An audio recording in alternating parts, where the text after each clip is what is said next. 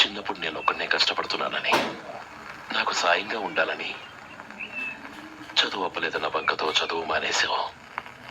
ఇప్పుడు నీ తమ్ముళ్ళిద్దరూ అభివృద్ధిలోకి వచ్చారు. మరుదులిద్దరికీ మంచి ఉద్యోగాలు వచ్చాయి. తన భర్త మాత్రం అలాగే ఉన్నాడని నీ భార్య బాధపడదు. చూడు మధు, చదువుకున్నోళ్లే వృత్తిలోకి రావాలని ఏమీ లేదు. కృషి పట్టుదల ఉంటే ఎవరైనా ఏదైనా సాధించవచ్చు. నీకు తెలివితేటలున్నాయి. నువ్వు తలుచుకుంటే కానిదంటూ ఏదీ లేదు. పైగా నీకు సాయిగా మేమందరం ఉన్నాం.